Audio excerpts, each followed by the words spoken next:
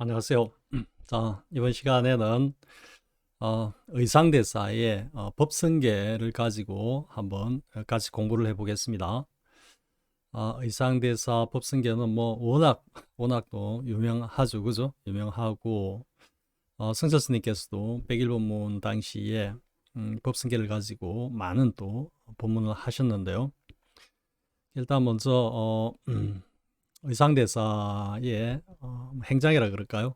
한번 제가 사실 의상대사의 행장이나 원효대사의 행장에 대해서 잘 모릅니다. 솔직히 그냥 아주 어릴 때 세계 위인 대백과사전인가 있었습니다. 제가 초등학교 5학년 때인가 그때 할아버지께서 그때 이제 책 외판원들이 많이 이렇게 책을 어, 판매를 하러 다녔는데 학교 갔다 오니까 막 이만큼 두꺼운 어떻게 뭐 페이지 수로 지금 페이지 수로 보면 한 1500페이지 정도 되는 그런 두께의 책을 상학원으로 이렇게 사놓으셔가지고 물론 그게 제 어린 시절에 굉장히 어떻게 보면 제 공부의 전부였다고 할 수 있습니다. 그 읽는 것이 제 초등학교 시절에 공부였다면 할 수 있는데요. 당시 그 장학 퀴즈라고 있었습니다. 지금도 하고 있는지 모르겠는데 그래서 사실 그때 보면 이제 뭐 지금 뭐 원효 대사의 그 해골 뭐 이런 이야기들 일화라든지 등등 뭐 그러니까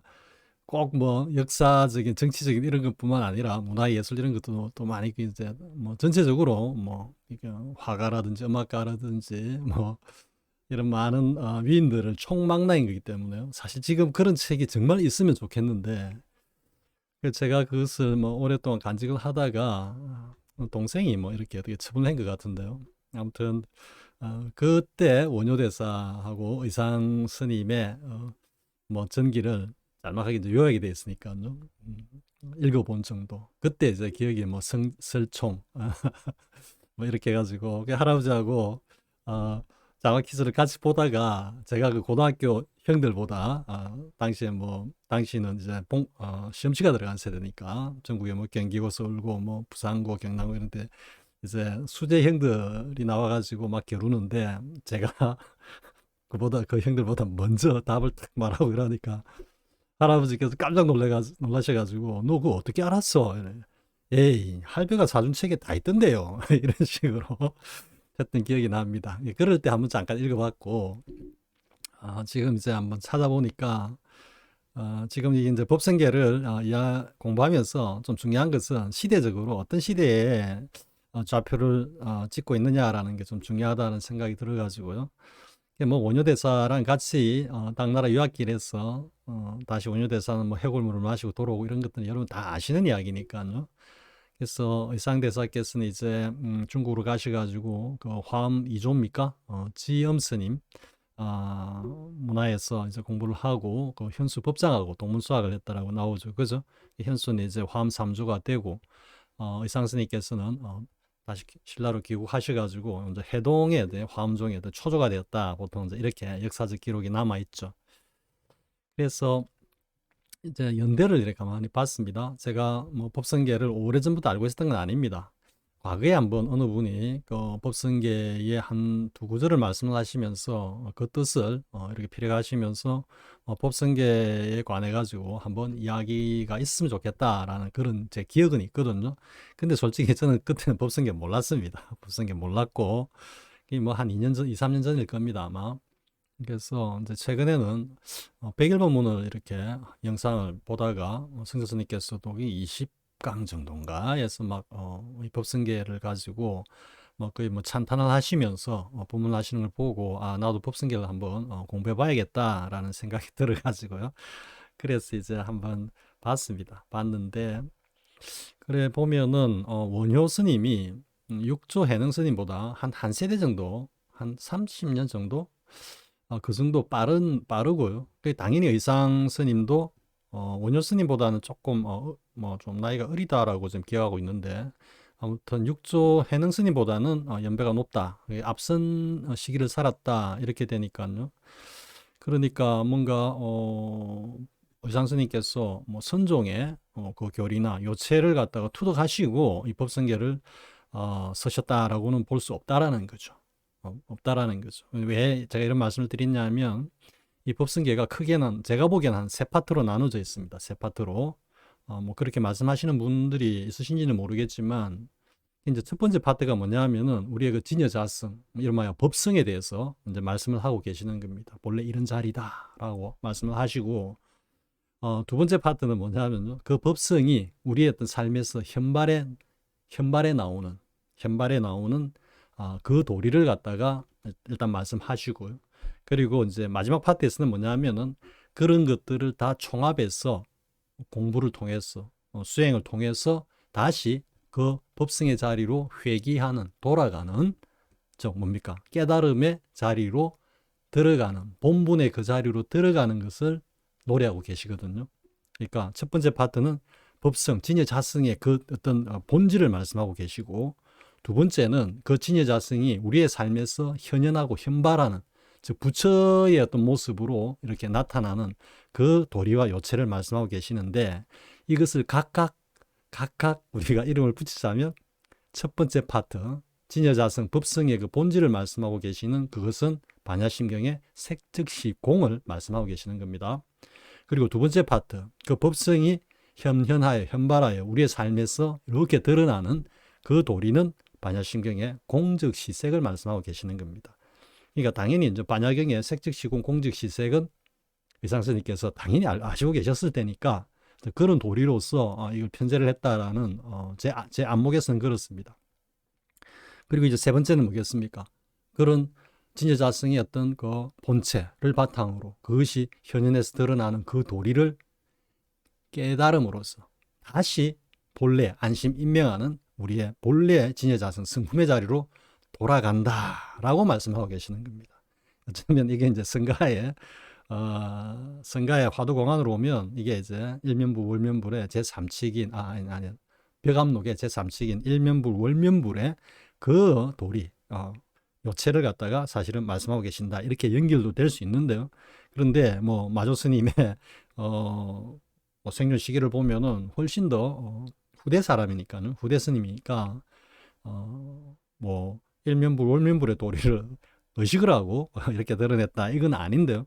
이렇게 보면 이제 의상스님께서는 화엄종을 갖다가 즉 교학적인 관점에서 교리의 공부를 통해 가지고 지금 이 법성계 말씀을 하고 계시거든요. 그리고 이제 일면불 월면불 같으면은 정말로 마조스님께서 어떤 성가의 선법을 통해 가지고 확철하게 이제 대우를 하시고 난 다음에 또 주신 말씀이기 때문에 이게 시간차가 있고 하나는 교학이고 하나는 선종이라 선이라 하겠지만 그 말씀하고 있는 자리는 다르지 않다, 한 자리단 말이지. 그러니까 어떻게 보면은 부처님의 교는 부처님의 말씀이고 선은 부처님의 마음이다라고 하지만 결국은 그 말씀이라는 것도 마음에서 우러나온 그죠? 말씀이죠. 그러니까 선의 어떤 본체를 언어로서 드러낸 게 교다, 이렇게 보면은 선교가 다르지 않다라고도 볼 수 있는 거고요. 의상스님이나 마조스님과 같이 그런 확철대오한 경지에서 보면은 선교가 따로 없다라고도 또 말할 수 있는 거죠. 그죠? 그래서 아무튼 지금 뭐 서론 부분이라고 이야기를 지금 제가 이렇게 정리를 해봤는데요. 여러분들이 이제 왜 제가 이렇게 세 파트로 나눠 가지고 이렇게 말씀을 드리는지를 이제 하나씩 한번 같이 공부하면서 이해해 보도록 하겠습니다. 자, 제일 앞에 부분입니다. 법성은 원흉하여 두 모양이 아니로다, 이렇게 됐죠. 그러니까 이제 법성이라는 것은 우리의 본래의 어떤 진여자성을 이야기하는 거죠, 여기서는. 그래서 우리가 진여자성, 또 참나, 우리의 근본 성품, 이렇게 볼 수 있는 거니까요. 그래서 우리의 진여자성은 본래 원흉하다 말이에요. 그래서 두 모양이 아니다, 불이법이다, 이래 되는 건데요. 이게 이제 의상스님께서 정말로 교학적으로 막 깊이 들어가가지고 궁극 끝에 뭔가 선가에서 말하는 그런 어떤 깨달음의 자리로 들어가셨다면은 이 법성계는 너무 쉽게 기술될 수 있는 겁니다. 사실 좀 그런 측면이 좀 느껴지거든요. 야, 이걸 교학적으로, 교리적으로 이것을 탐구하고 공부해가지고 이와 같은 법성계와 같은 이런 말씀이 나올 수 있느냐라고 제가 좀 생각을 해보면은 이거는 정말 대단한 거다. 제 소견으로는. 그러니까 이 법성계가 그렇게 이제 높게 평가를 받고 있는 거겠죠. 그죠? 그죠? 그러니까 법성은 원흉하여 두 모양이 아니로다. 더 이상 덧붙일 말이 없습니다. 그 자리를 딱 보면은 그냥 원흉에서 뭐 두 모양이 아니다. 흔히 말하면 우리 이제 불이다라고 이야기를 하는 거죠. 그리고 제법 부동 본래적 모든 법은 움직이지 아니하고 본래 고요하네. 뭐 부동이라는 것을 모든 법은 변화하지 않고 뭐 이렇게 해석할 수도 있을 것 같습니다. 그런데 이게 이제 모든 법은 움직이지 않는다라는 것은 육조해능 스님의 그 개송에서 두 번째 그 다섯 구절을 쭉 말씀하실 때 저의 본래 성품이 어떻게 그렇게 움직이지 않는다는, 흔들리지 않는다는 것을 어떻게 알았으리까라고 했을 때 그 내용과 이게 제법 부동 본래적 할 때 제법이 움직이지 아니한다라는 거하고 같은 맥락인 것입니다. 그래서 제법 부동 본래적 모든 법은 움직이지 아니하고 본래 고요하다, 적적하다 이래 되는 거거든요. 그러니까 우리가 흔히 이제 뭐 상적, 상조 이렇게 할 때는 그게 상적은 진공이고 상조 할 때는 그걸 이제 묘유라고 진공 묘유라고 하는데요. 그 진공 묘유까지 지금 말씀하고 계시는 건 아닙니다. 그냥 우리의 성품 그 본래 본 바탕 자리는 뭐다? 고요하다, 상적하다 이런 의미입니다. 그리고 무명무상 절일체 했죠. 이름도 없고 상도 없어. 모든 것이 끊어지니. 여기는 이름도 붙일 수 없고 또 모양도 그릴 수 없어. 즉 이름도 없고 모양도 없고 일체가 모든 것이 끊어졌다라는 것은 우리가 성묘경계라고 그죠? 성묘경계라고 말씀을 선문정례에서 성철스님께서 굉장히 강조하는 거죠. 그죠? 제8 아리아식이 땅 잠존하고 있는 대무심지인데 그 성묘경계를 어떻게 표현하냐면 옛날 고인들, 이 성철스님께서 지어낸 말씀이 아니고 옛날 고인들께서 그렇게 정의를 내린 겁니다. 개념 규정을 한 게 일념불생, 전후재단, 한 생각도 올라오지 않고 일념불생, 전후재단, 앞뒤가 완벽하게 끊어졌다. 이 앞뒤가 끊어졌다라는 이야기는 시간과 공간이 모두 사라졌다 이런 의미입니다. 거기서 더 나아가면 주체와 객체도 모두 사라지고 없는 그 자리다 이렇게 되는 거거든요. 그것을 지금 모든 것이 끊어지니 이렇게 가는 겁니다. 그리고 이름도 없고 상도 없다라는 이야기는 이것은 우리가 어떤 분별식이죠. 이름이라는 것은 결국 우리가 분별식을 가지고 어떤 개체에 대해서 존재에 대해서 규정을 하는 거니까 이게 이제 분별식이고 상이라는 것도 색이라고 보면 색수상 행식 오늘 갖다가 지금 이야기한다고 여러분 볼 수 있겠죠. 그죠? 그렇기 때문에 이름도 없고 상도 없어 모든 것 끊어진이라는 것은 성가의 관점에서 보면은 6, 7, 8식, 6, 7식까지 모두 끊어지고 그 8식마저 공으로 소거되는 그 자리를 이야기하고 있는 겁니다. 제가 앞에 그 중봉스님 삼박야와 이야기하면서 어떻게 그 표현했습니까? 제가 지금 기억을 해보면은 명근이 끊어지고 주체와 객체가 사라진 바탕에서 깨달아야 된다 이렇게 했죠. 그죠? 지금 그 말씀인 겁니다. 이름도 없고 상도 없어 모든 것이 끊어진 그 자리, 그게 본 바탕이거든요. 제 80까지 공으로 소거된 그 자리다라는 거예요. 그리고 정지소지 비여경이랬죠. 근데 오직 이 우리의 진여자성 법성은 깨달음의 지혜로만 알 뿐 다른 경계가 없단 말이에요. 다른 어떠한 뭐 방법이나 수단이나 접근 방법도 없다라는 이야기죠. 당연히 어느 도단이고, 그죠? 그리고 분립문자고 앞에서 이름도 없고 상도 없이 모든 게 끊어졌다 했기 때문에 반드시 그 자리를 철견한 정해 쌍수라 그랬죠. 그죠? 그 자리에 딱 도달했을 때는 정과 해가 함께 딱 갖추어져 있다. 그 정이 뭐다? 정이 흔히 말하는 우리의 최고, 그리고 해가 그것을 갖다가 보고 비추고 작용하는 용이다. 이래 된다는 이야기죠. 그렇기 때문에 깨달음의 지혜라고 하는 것은 여기서는 진공 묘유를 이야기하고 계시는 겁니다. 두 번째 줄, 모든 법은 움직이지 아니하고 본래 고요하네라는 것은 정, 그리고 깨달음의 지혜로만 알 뿐 할 때 이 깨달음의 지혜는 해 이래 되는 겁니다. 그러니까 이 지금 네 구절을 보면은 성가에서 말씀하고 계시는 청정 열애선의 그 자리, 백암록 제1칙에서 달막 대사가 양무제의 물음, 앞에서 입을 놀리고 있는 그대는 누구요? 이랬을 때 모르겠습니다 했던 그 자리, 그 자리를 지금 이렇게 표현하고 있는 겁니다. 그러니까 이 지금 네 구절이 우리의 본래 진여자성, 그리고 우리의 어떤 성품, 법성은 정예가 완벽하게 갖추어져 있다라는 성가에서 말씀하고 계시는 그 내용도 그대로 지금 다 포함되어 있는 겁니다. 그러니까 뭔가 성가의 어떤 그 깨달음이라는 뭐 이거 방편이라고 해야 될지 아무튼 그런 여정을 거치지 않고 단순히 교학적으로 공부를 탐구를 하셔가지고 이렇게 성가에서 말씀하고 계시는 본래 진여자성의 그 자리가 똑같이 지금 쓰라고 계시다라는 것은 한편으로는 놀랍다라고 할 수 있는 거죠. 사실은. 자, 그 다음에 내용을 한번 보겠습니다. 두 번째. 조금 기다려 주시기 바랍니다. 두 번째 내용요. 자, 두 번째 보겠습니다. 참된 성품은 지극히 깊고 미묘하여 진성 심심 극미묘. 뭐 이거야 뭐 더 이상 설명할 필요가 없겠죠, 그죠? 그러니까 우리의 어떤 참된 성품이라는 것은 정말로 지극히 깊고 미묘하다. 이거를 그냥 우리가 어떤 분별식으로 이것을 한번 설명을 하자면 어떻게 되겠습니까? 우리의 분별식인 육식, 칠식을 갖다가 공으로 소거하고 더 나아가서 제8 아리아식까지 공으로 소거된 그 바탕에 들어야만 비로소 칭견할 수 있는 존재이기 때문에 당연히 그죠? 지극히 깊고 미묘하다라고 표현하셨을 거고요. 그런데 이제 이 우리의 참된 성품이 이 부분이 좀 그렇습니다. 불수자성, 수연성이라 했는데 이 부분은 상당히 많은 해석이 분분할 수 있는 그런 부분인 것 같습니다. 자성을 따르지 않고 인연 따라 이루어지네 이래 되죠. 혹은 자성을 지키지 않고 수니까 지킬 숫자니까 인연 따라 이루어지네인데 이건 뭐 그냥 한마디로 연기를 이야기하는 겁니다.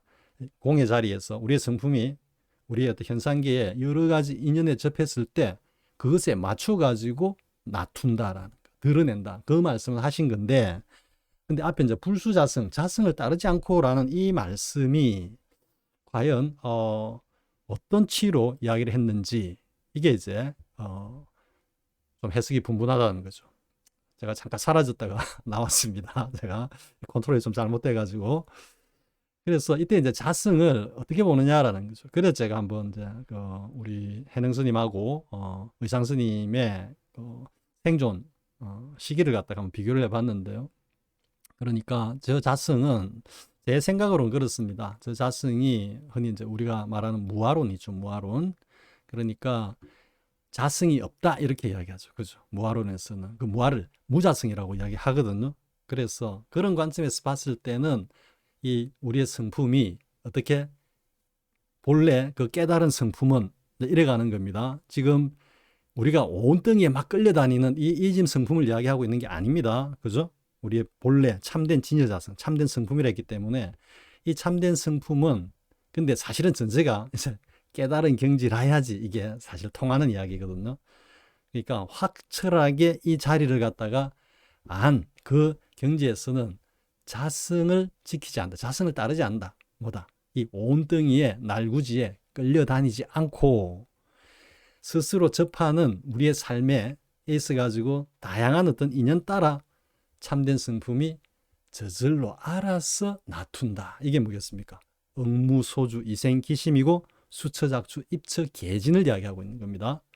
어디를 가나 주인이 되고 주인으로서 무엇을 하든 그것에 참되지 않는 게 없다 말이죠. 왜? 이 온덩이에 끌려다지 않기 때문에 지금 이런 의미로 불수자성이라고 저는 이해가 되는 겁니다. 저 자성을 우리의 성품이라고 해버리면 너무 막 엉켜가지고 도저히 이해가 안 되는 부분입니다. 저게. 그래서 저때 불수자성은 무자성이다. 즉 무아를 갖다가 전제로 하고 있는 거다. 즉 우리 온덩이를 말하는 거다. 이렇게 이야기를 하면 온의 날구지에 끌려다니지 않고 자기가 주인이 되어가지고 일체의 살림살이를 갖다가 응무소주 이생기심으로 주제해 나간다. 지금 이런 의미로 여러분들이 이해하면은 불수자성 수연성이 보다 쉽게 이해가 될 거다 생각됩니다. 자, 그리고 이제 여러분들이 정말 법성계 하면은 법성계 마치 시그너처처럼 그죠? 알고 계시는 사실 솔직히 저는 이런 구절이 있는 줄도 몰랐습니다. 법성계를 보기 전까지는.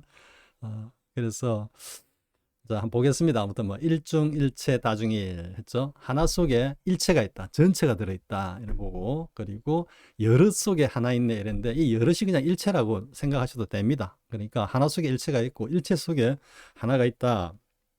이렇게 이제 생각하시면 되는데요. 그러니까 여럿 속에 하나가 있다라는 이야기는 뭐 쉽죠, 그죠? 전체 속에 하나의 부분 집합으로 아니면 원소로서 존재한다라는 건데, 근데 하나 속에 일체가 있다라는 이 부분이 이제 어려운 겁니다. 하나 속에 일체가 있다라는 게 아니 하나 속에 어떻게 다 일체가 있지? 이게 이제 분별식으로 우리가 상대적으로 생각하는 거죠. 응? 그러니까 전체와 부분, 하나와 전체라니까 대소를 갖다가 우리가 이미지로 딱 박아놓고 하니까 아니 어떻게 하나 속에 다 들어가 있지? 이런 생각. 그 아주 그 유명한 그 우리 조커가 있었죠. 코끼리를 뭐 냉장고에 넣는 법 이랬을 때 다들 분별식으로 그게 어떻게 가능해? 코끼리보다 더 큰 냉장고 만들어가 여면 되지. 이제 이렇게 하는데 저도 그걸 보니까 뭐 이렇더라고요. 그게 뭐 조커인지 그러니까 냉장고 문을 연다. 그 다음에 코끼리를 잡는다. 그 다음에 코끼리를 집어넣고 냉장고 문을 닫는다. 뭐 이게 이제 답이다 그러는데 관념적으로는 얼마든지 우리가 그림으로 그릴 수 있는 거죠. 그죠? 아, 그렇게 이제 관념적으로 생각하면 되지. 이렇게 또 생각하실까 싶어서 제가 조금 그 빛바랜 옛날 이야기를 말씀을 드렸는데요. 제가 그랬죠. 우리 이 깨달음이라는 것, 그 어떤 자리를 우리가 정의를 할 때, 제 정의이긴 합니다만 무너지기라 그랬죠. 무너진다는 게 다른 게 아니죠. 우리 온덩이와 이 어떤 제80까지 이런 것들이 그냥 공으로 쓰러진다 이런 이야기입니다. 이걸 갖다가 이제 무너진다라고 표현을 했는데 그러면서 이제 조금 더 확실한 표현은 완벽한 해체라 그랬죠. 그렇게 해서 이제 해체가 됐는데 그럼 해체가 돼가지고 무로 그냥 뭐라고 해야 되니까 분산돼 버린다. 그러면서 사라져 버리느냐? 그게 아니라 그랬죠. 완벽하게 해체된지만 그것들이 전부 다 하나 얽혀 있다. 양자역학에서 말하는 양자 중첩, 양자 얽힘이라고 그랬죠. 그죠? 그럼 이제 이게 하나 속에 일체가 있다라는 것이 무슨 뜻이냐 하면요. 자, 여러분들 이거는 우리가 이제 예를 들어 물을 한번 생각해 물. 대양 저 바다의 물이다. 물론 거기는 이제 뭐 염분도 있고 많이 있지만 물의 그 어떤 본질적인 속성이 뭐겠습니까? 우리가 과학적으로 하면 H2O죠, H2O. 그죠? 수소 2개, 산소 하나. 그죠? 그러면은 이 세상에 존재하는 모든 물은 뭐겠습니까? 다 H2O로 구성되어 있죠. 한 방울의 물이든지 뭐 하나의 물거품이든지 이것들은 그 본질은 H2O죠. 그죠? 그러면 대양의 본질은 뭐겠습니까? 역시 H2O죠. 그죠? 그러니까 이제 다르게 표현하면 어느 한 존재가 있다면은 그 존재가 모든 존재들의 그 본질적인 뭐 속성이라 하든지 그죠? 참 이거 용어로서 정의 내리기는 상당히 어려운 건데 그런 어떤 성질 특성을 가지고 있다 이런 이야기죠. 그러니까 먼지 티끌 하나 안에 우주가 들어있다라는 이야기는 먼지 티끌 그 안에 우주의 모든 성분들이 들어있다 이런 이야기입니다. 먼지 티끌 안에 우주가 들어가 있다 이런 게 아니고요. 뭐 물론 물리적으로도 이 티끌 안에 수많은 우주가 존재할 수도 있습니다. 대소의 크기는 상대적이기 때문에 우리가 그냥 관념적으로 우리를 기준으로 해가지고 뭐 엄청나게 크고 극미하다 이렇게 표현하고 있을 뿐이죠, 그죠? 극미한 세계에 들어가면은 그 먼지 하나가 우리 은하계보다도 더 큰 어떤 그런 세계를 공간을 구성하고 있을 수 있으니까요. 그러니까 어떻게 보면 이런 것들이 다 상대적이다라는 그런 의미도 될 수가 있는데요. 그래서 하나 속에 일체가 있고라는 거 일중일체라는 것은 그 어떤 하나의 존재가 있으면은 그 존재가 전체의 성질을 다 포함하고 있다 이런 뜻이죠. 그래서 하나 속에 일체가 있고 그 여럿 속에 하나 있네. 이거는 뭐 너무 당연한 이야기죠. 그죠? 그 여럿 하나가 다 여럿을 구성하니까 여럿은 당연히 하나가 가지고 있는 그 성질의 복합체이기 때문에 하나가 곧 일체고 일체가 곧 하나가 되는 뭐 그건 당연한 도리인 거죠. 그리고 이제 하나가 곧 일체요 여럿이 곧 하나로다. 지금 제가 방금 한 이야기를 지금 밑에서 부연 설명하고 있죠. 그러니까 지금 두 번째 구절 하나가 곧 일체요 여럿이 곧 하나로다라는 것은 위에 일중일체 다중일 저 내용을 갖다가 다시 부연 설명하면서 결론을 딱 맺고 있는 겁니다.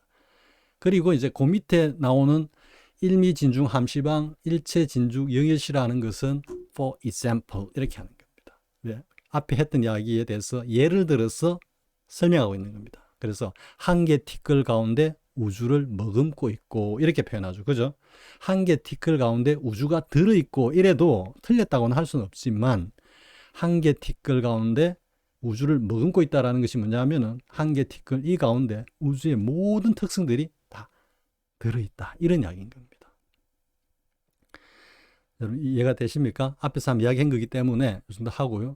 그러니까 다시 이제 이 말을 설명하는 게 모든 티끌 가운데에도 우주가 들어있네 이렇게 이야기하는 겁니다.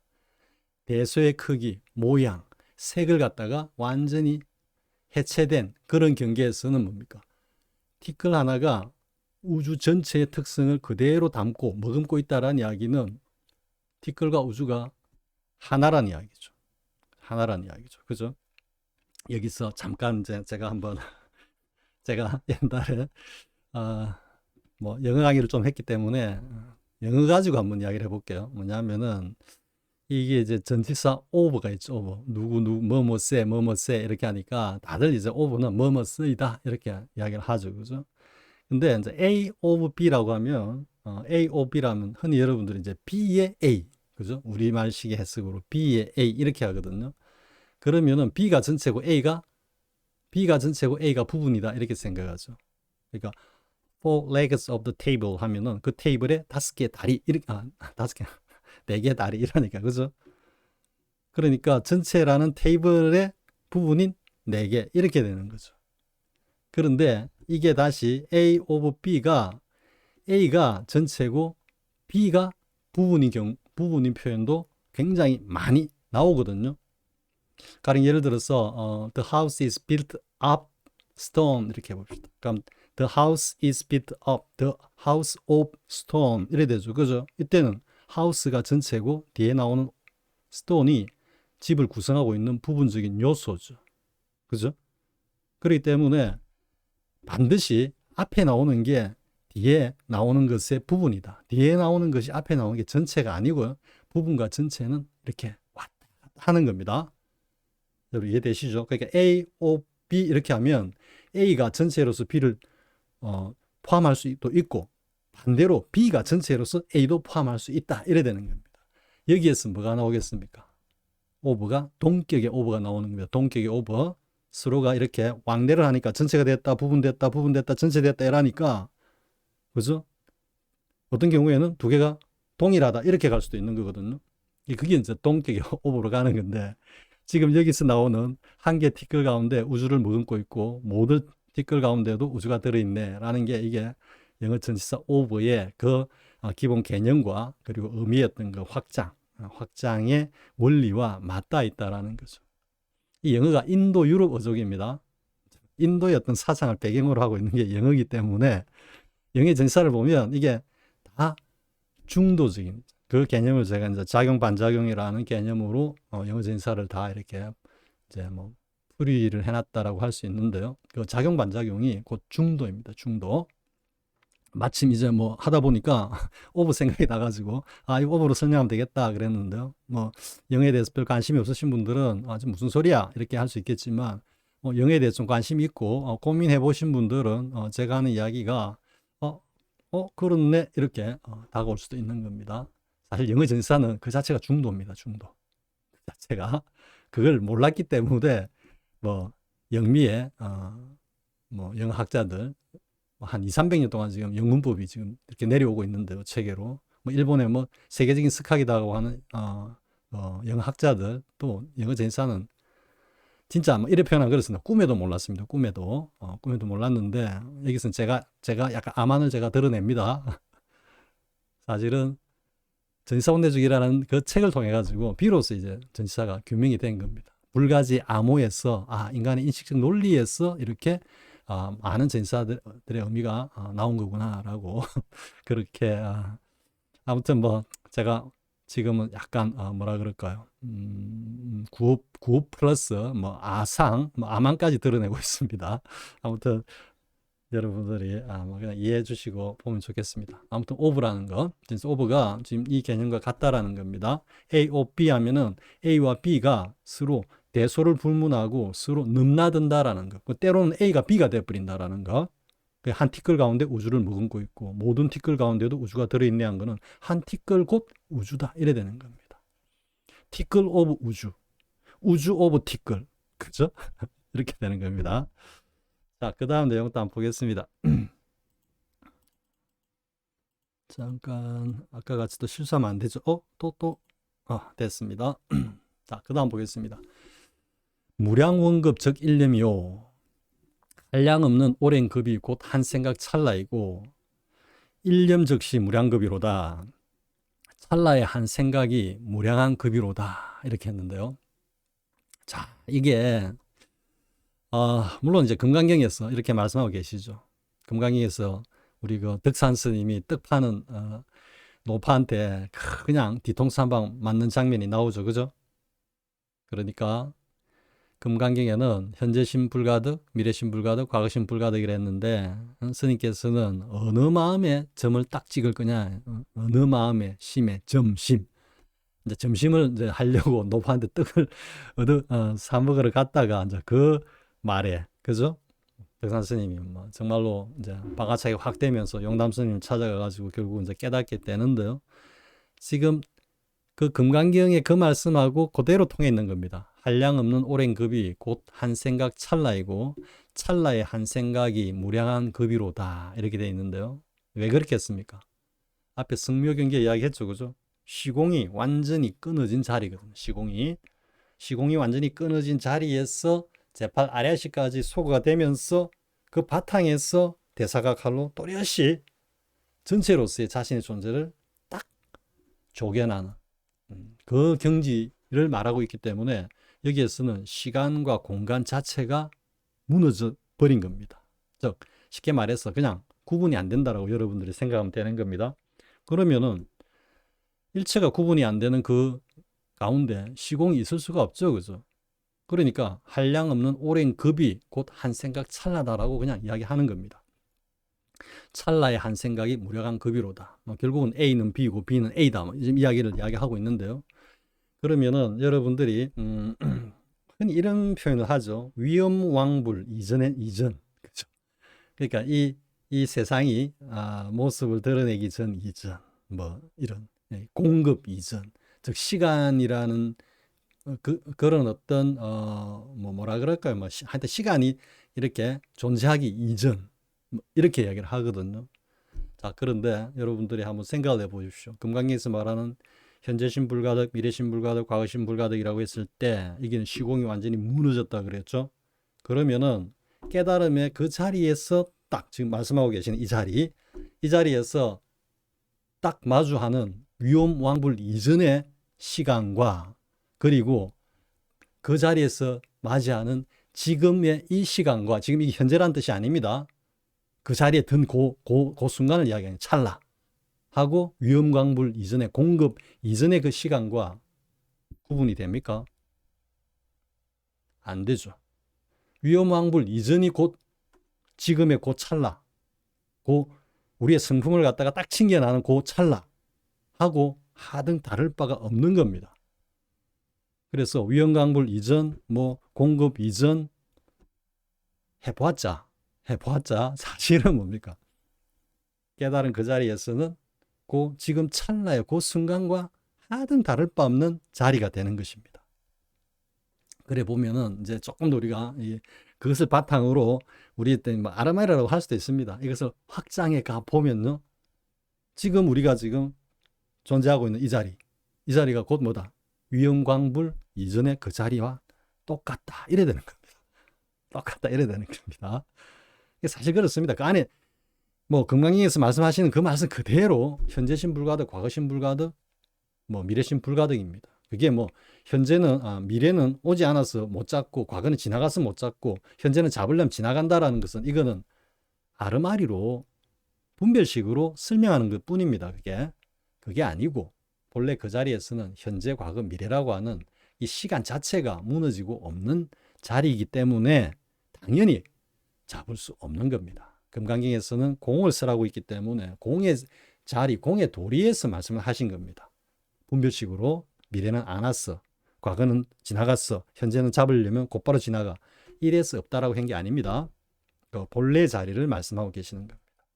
자, 그래서 한량없는 오랜 급이 곧 한 생각 찰나이고 찰나의 한 생각이 무량한 급이로다라고 하는 그 말씀도 그 자리의 본질을 말씀하고 있는 겁니다.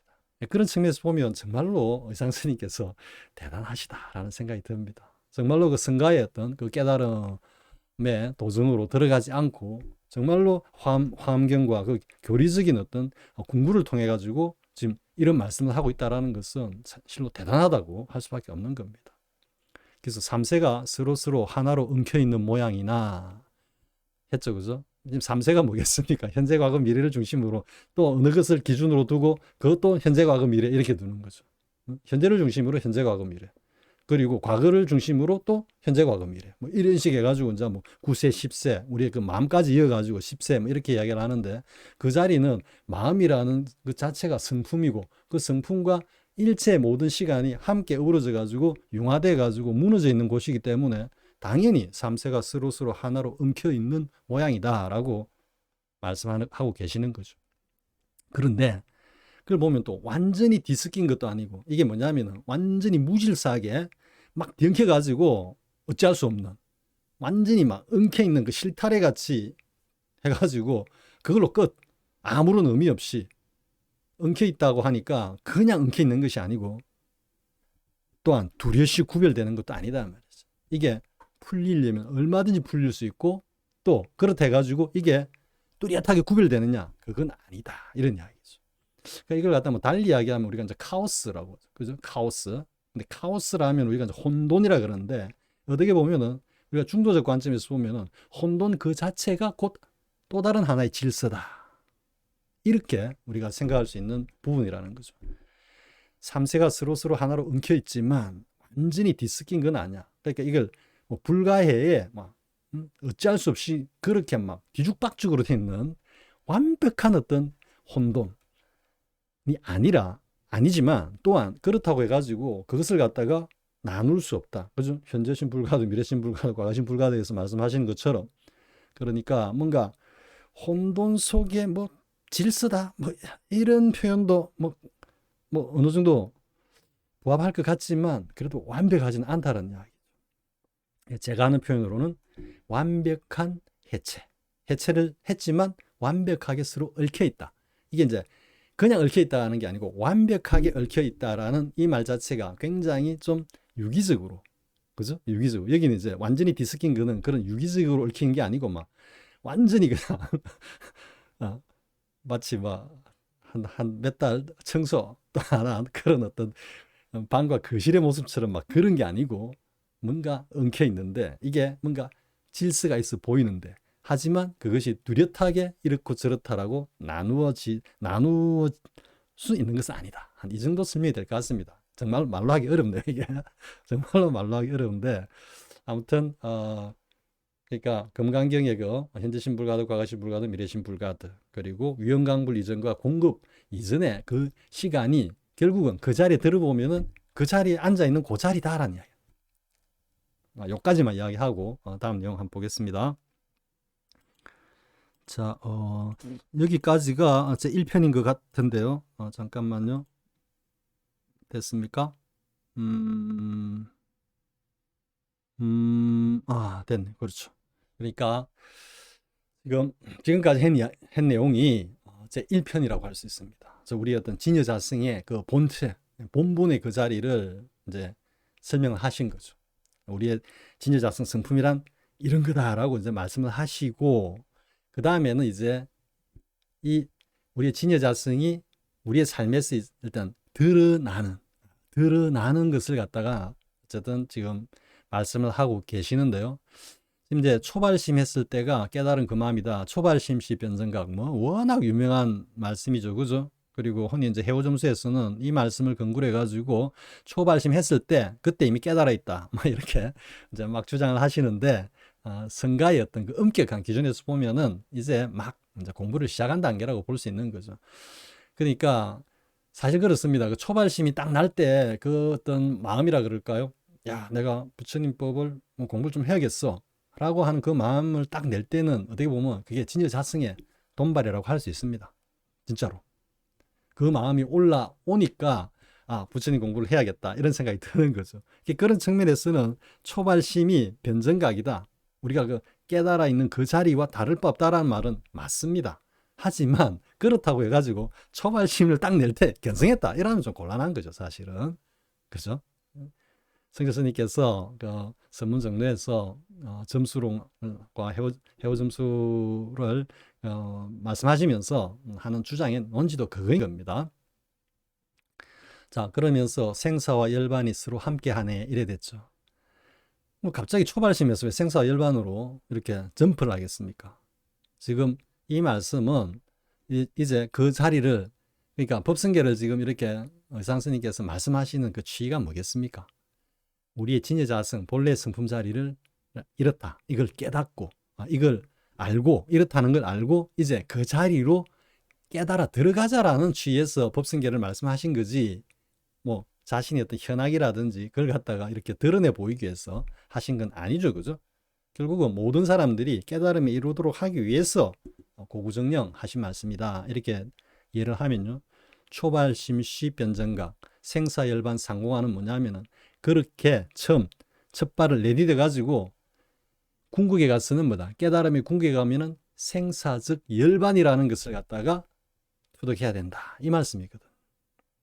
생사와 열반이 서로 함께하네 이런 말씀, 이 말씀이 바로 그런 뜻입니다. 즉 완전한 깨달음이 이러면은 생사 자체가 곧 열반이야. 번뇌가 곧 보리고 중생이 곧 부처고 그 경지가 된다라는 이야기고, 이제 향상일로라는, 성가에서 말하는 향상일로로 가면은 그것마저 버려야 된다.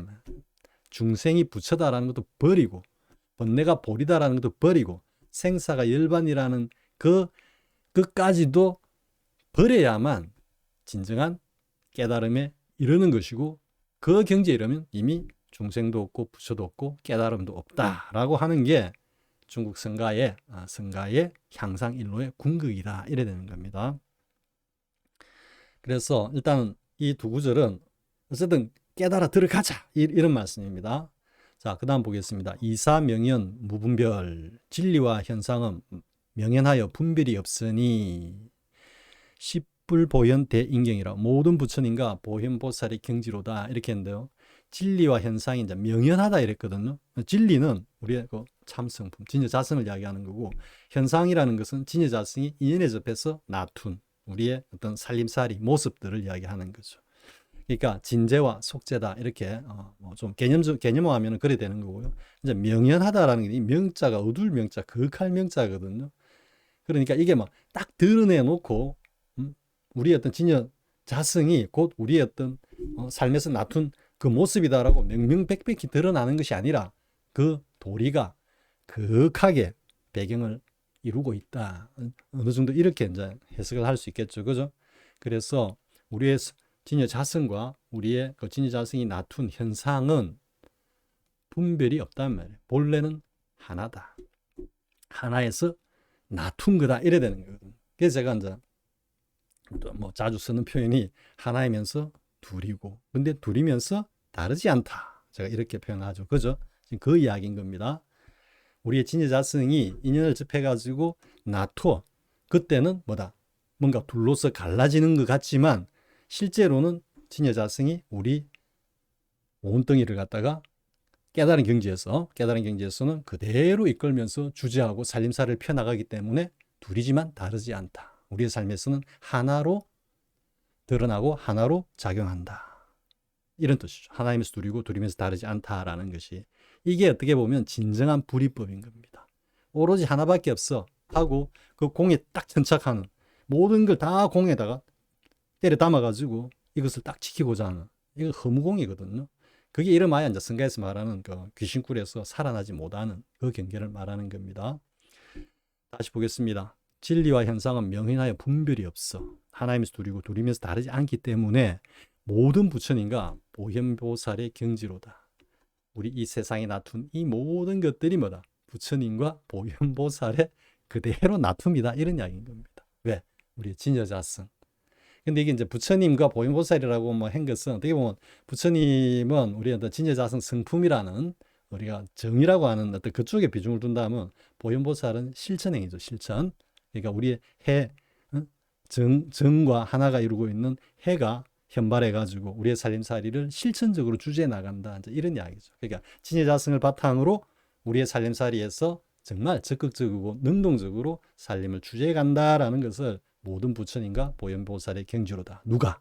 우리의 진여자성이 청정원을 이끌면서 인연에 접해서 살림살이를 주제해 간다. 뭘 바탕으로? 무념으로, 억무소주 이생기심으로 그렇게 쭉 나투는 일체의 어떤 행장이 펼쳐 보이는 그 모습이 수처작추 입척계진이다. 임재선사가 말씀하신 그 경지다. 이래 되는 거죠. 지금은 이제 뭔가 깨달음으로 지금 다가가는 겁니다. 지금 깨달음으로. 자, 그 다음 또 보겠습니다.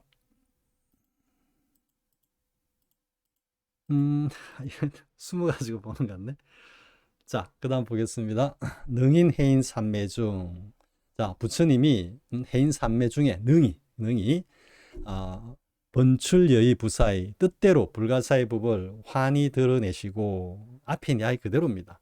이 부처님이라는 게 그냥 우리가 뭐 화신 이게 아니고 어떤 우리의 불성이죠. 그죠? 진여자성이 이런 말입니다. 진여자성이 우리의 어떤 살림살이에 접했을 때 뜻대로 불가사의한 법을 환히 드러내신다라는 것이 진여자성이 우리의 청정오온을 갖다가 이끌고 살림살이를 주제가는 그 모습을 그냥 저렇게 표현한 겁니다.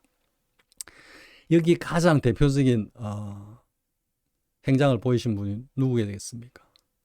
부처님이 해인삼매 그 중에 뜻대로 불가사의 법을 환히 드러내시고 지금 뭐 동호반복이 될지 모르겠지만 스가세존 부처님을 말씀하시는 거죠.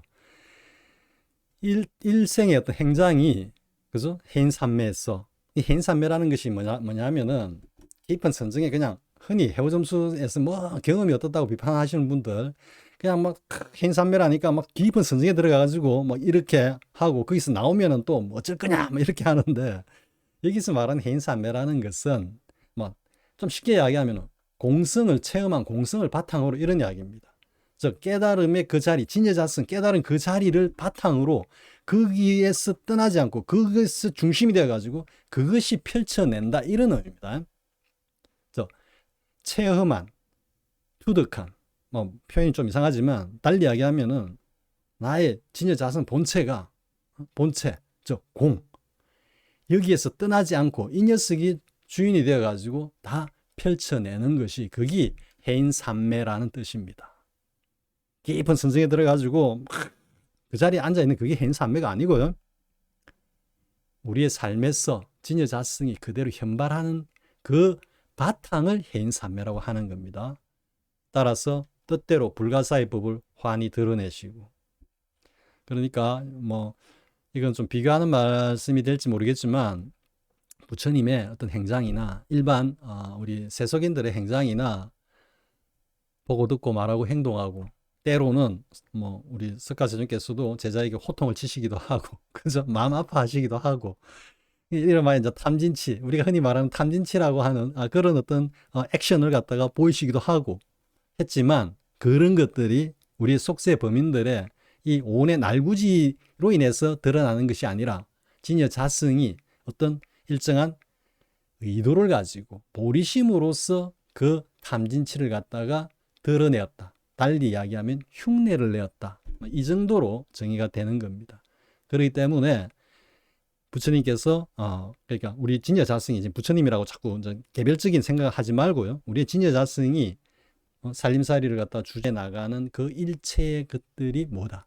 불가사의하다. 이런 이야기입니다.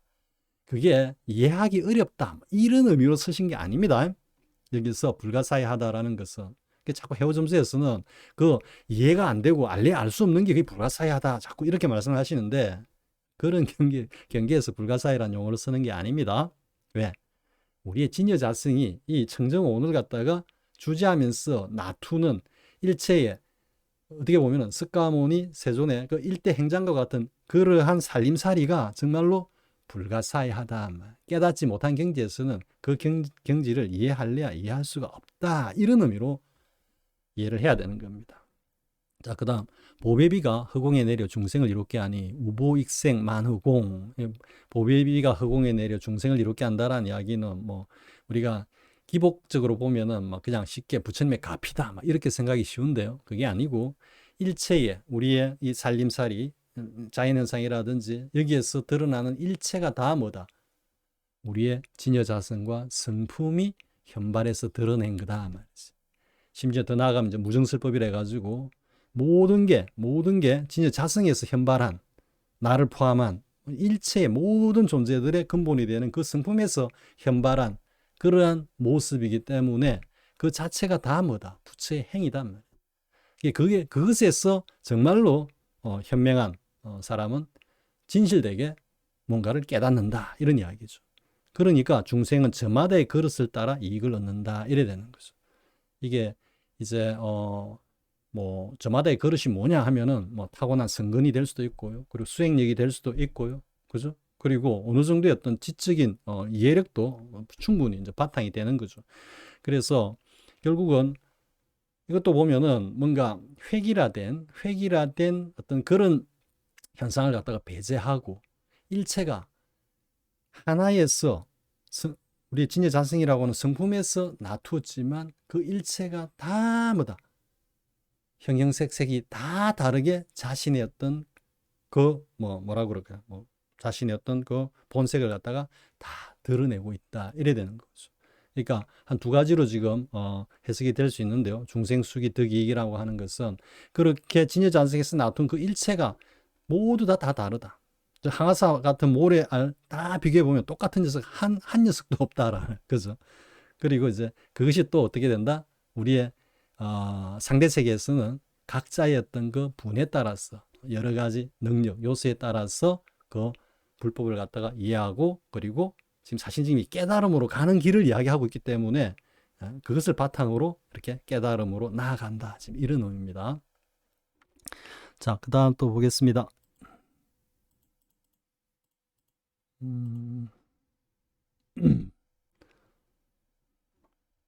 자, 그러므로 수행하는 자가 본분에 돌아가려면 시, 고행, 자환, 본제 이렇게 했죠. 그죠? 지금 여기서 이제 수행을 말씀하고 계신다라는 게 이제 분명히 드러나죠. 그죠? 망상을 잊지 아니하고는 절대 얻을 수 없네. 파시망상 필부득이다. 그럼 수행을 왜 하겠습니까? 수행하는 자가 본분에 돌아가려고. 즉, 쉽게 이야기하면 깨달음에 이르기 위해서. 깨달음을 얻기 위해서 이런 말씀은 정말 피해야 됩니다. 이미 그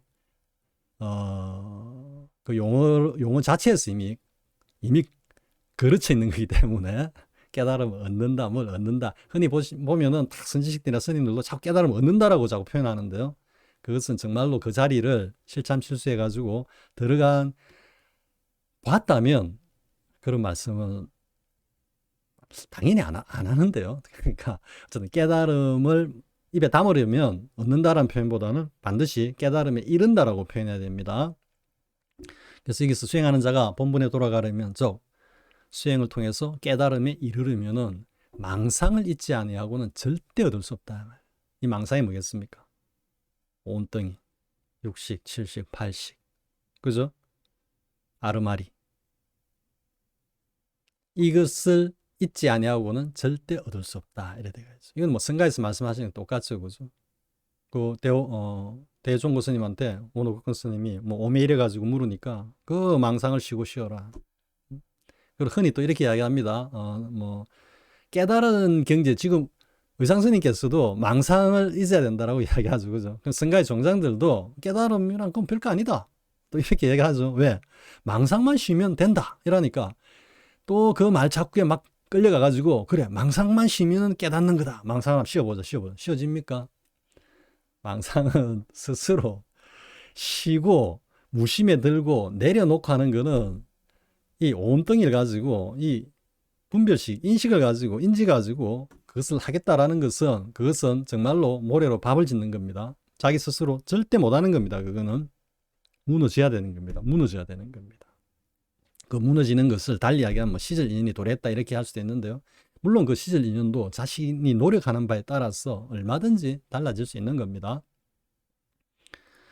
자, 그 다음에 무연선교 차기 걸림없이 이 좋은 방편 마음대로 휘어잡아 했는데, 자, 여기서 이제 제가 또 이제 육자해능 스님하고 그 시기를 비교해 본 게 뭐냐면요. 지금 여기 걸림없이 이 좋은 방편 이랬는데 이 방편이 성가의 방편이 아니라는 거죠. 그죠? 육자해능 스님보다도 조금 앞섰기 때문에, 그리고 이제 화음학을 갖다가 공부한 결과물로 낸 거기 때문에 걸림없이 이 좋은 방편이라고 하는 것은 교학적 의미에서의 방편이다. 즉 경전의 말씀이다. 이래 되는 겁니다. 그럼 그 경전에 중심되는 경전이 뭐겠습니까? 화엄경이다. 이래 되는 거죠. 그죠? 그래서 걸림없이 이 좋은 방편 마음대로 휘어잡아. 앞에서 뭐가 있습니까? 자신의 어떤 그 뭡니까? 그릇에 따라 했죠. 비슷한 이야기가 또 나오죠. 본분으로 돌아가며 저 깨달음에 이르는 과정에서 분에 따라 그 능력을 얻는다. 이 분이라는 게 앞에 그 그릇이라고 여러분들이 이해하면 되겠죠. 그죠? 그렇기 때문에 걸림없이 이 좋은 방편 했는데 이것은 화엄경의 어떤 그 골수가 되는 말씀이다. 이렇게 되고요. 그리고 본분으로 도라감에 따라 분에 따라 그 능력을 얻는다라고 하는 것도 좀 교학적인 관점에서 하신 말씀이다라는 것을 볼 수가 있겠죠. 왜냐하면은 그 화엄종에서 이제 그 깨달음에 이르는 여러 단계를 나누어 놨죠. 그죠? 나누어 놓았기 때문에 일단 그것을 기반으로 해가지고 하시는 말씀으로 일단은 보이고요. 거기서 이제 뭐 더 나아가면은 자신의 어떤 노력이라든지 또 숙세의 어떤 선근이라든지, 그죠? 지금 이 분이라는 게 숙세의 선근, 그리고 숙세에서 어떤 닦았던 어떤 역량이라 그럴까요? 그런 것들이 다 포함되어 있는 거다라는 이야기죠. 그래서 성가에서 말씀하고 계시는 어떤 그런 수행력하고는 조금 다른 의미다라는, 걸림없이 이 좋은 방편 했을 때 이 방편과 본분으로 돌아감에 따라 분에 따라 했을 때 이 분이라는 것이 성가에서 말하는 그런 수행력이 아니라 화엄학에서 말하는 어떤 그 깨달음에 이르는 어떤 여러 가지 단계, 그죠? 단계를 축으로 해서 말씀하고 계시다. 이렇게 이해가 된다라는 거죠. 아무튼 여기까지는 이제 깨달음에 이르는 어떤 수행, 공부 과정에 대해 가지고 이제 말씀을 하고 계시는데요. 그 다음 한번 볼까요? 이제 이렇게 해가지고, 뭔가, 깨달음이 이제 이르렀을 때를 지금 이제 3편을 이야기하는 겁니다. 신묘한 다란이는 다함 없는 보배이니, 다란이니까 경이죠, 경. 그죠? 그러니까 부처님께서 설하신 그 많은 말씀이 다함 없는 보배다 이런 말이죠. 이제 성가에서는 우리는 부처님의 말씀이 아니라 부처님의 마음속으로 직접 들어간다. 그죠? 그래서 저는 부처님의 마음이다. 이제 이렇게 해가지고 또 수행방편을 이렇게 찾지만 지금 의상대사께서 지금 말씀하고 있는 이 시기에서는 화엄경을 축을 해가지고 부처님의 경전을 토대로 말씀하고 계시기 때문에 이게 신묘한 다란이는 그 많은 어떤 경전은 정말로 다함 없는 보배다. 무슨 보배냐? 깨달음에 이르게 하는 보배다. 장엄한 법계는 참다운 보배 궁전이로다. 이렇죠. 그래서 이 경에서 말씀하고 계시는 부처님의 가르침을 따라서 이 장엄한 법계 뭐겠습니까? 우리의 현실 속의 삶이죠. 그래서 그 삶을 통해서 깨달음에 이르는 거다. 지금 이 말씀을 하고 계시는 겁니다. 그러니까 성가에서는 그냥 일초직입 열애질 해가지고 그 마음의 어떤 본체를 갖다가 뚫어가지고 우리의 성품으로 직접 나아가는 그런 것이라면 지금 여기서는 경전의 말씀을 근거로 해서 그것을 우리의 어떤 삶 속에서 계속해서 공부하고 구현하면서 깨달음에 이르는 거다. 어떻게 보면 약간 점수하고도 연결된다고 볼 수 있겠죠. 그죠?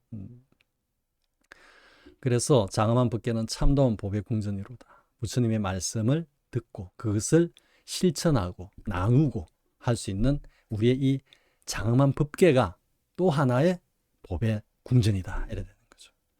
그래야 마침내 실제 중도 자리에 앉으니 궁자 실제 중도상. 그래야 마침내 깨달음에 이르니.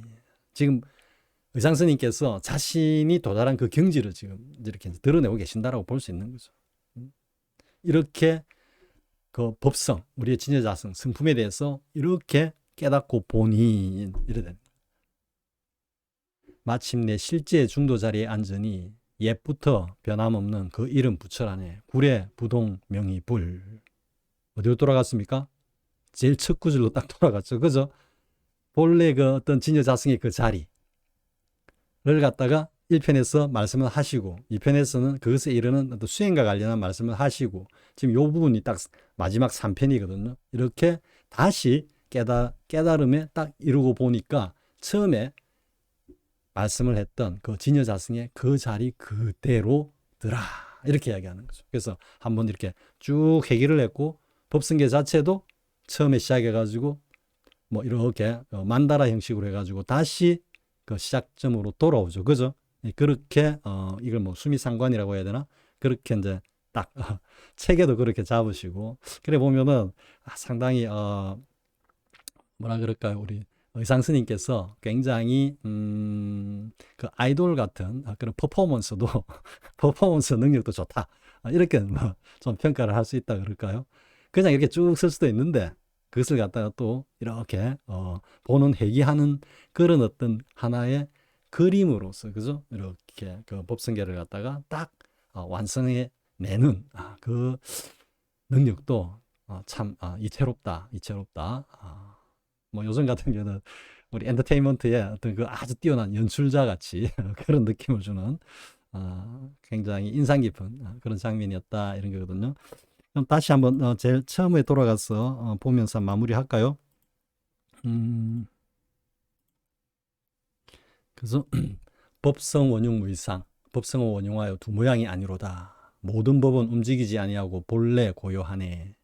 이름도 없고 상도 없어 모든 것이 끊어지니 깨달음의 지혜로만 알 뿐 다른 경계가 없네. 그러니까 뭐 이 당시에는 이제 성가의 그런 가르침이 아니기 때문에 경을 갖다가 저 교학적 관점에서 이제 경을 깊이 공부하면서 그 경에서 말씀하고 계시는 부처님의 그 심지를 갖다가 추적해 가지고 찾아냈다. 이렇게 볼 수 있는 거죠. 말씀 끝에 매달려 가지고 말씀 끝에서 뭔가를 찾으려고 하는 게 아니고 그 말씀을 쫓아가다 보니까 어느 순간에 그 말씀을 떠나 가지고 부처님의 마음속으로 쑥 들어갔다. 이 법성계를 비유를 하자면 그렇게 비유할 수 있다라는 겁니다. 그러니까 문자 글자를 가지고 그걸 가지고 이게 무슨 도리네 이런 그런 경계에서 머무른 것이 아니라 의상 스님께서는 그 화엄경을 갖다 깊이 공부 하시다 보니까 그 말 끝에서 문득 퀀텀 점프를 이렇게 해가지고 부처님의 그 시민 마음속으로 쑥 들어갔다. 이렇게 이해가 된다는 겁니다. 이번 시간은 정말 부족한 소견 가지고 뭐 이렇쿵 저렇쿵 많은 이야기를 했는데요. 저도 이렇게 한번 법성계를 사실 이 법성계 지금 이거 이미지 작성해 가지고 올려놓고 그냥 바로 시작한 겁니다. 제가 막 공부를 하고 해가 더 깊이 있는 말씀을 드려야 되는데 제가 또 이게 조금 천성이 좀 그러지 못한 부분이 있습니다. 딱 생각나면 바로 그냥 들어가 가지고 나오는 대로 막 해야지. 그래가지고 또 막 미리 공부한다면은 또 쓸데없는 이런 잡풀들이 또 끼어들 수가 있거든요. 끼어들 수 있기 때문에 뭐 저는 뭐 대부분 그냥 한번 생각이 올라오면 곧바로 그냥 생각나는 대로 뭐 그렇게 이야기하는 편인데요. 혹시 뭐 여러 허물이 없었는지 모르겠습니다. 허물이만 있었다면은 제가 구부로 참여하고요. 여러분들께서도 혹시나 저에게 가르침을 주실 수 있는 부분이 있으면은 댓글로 이렇게 말씀을 주시면 고맙겠습니다. 자, 수고하셨습니다.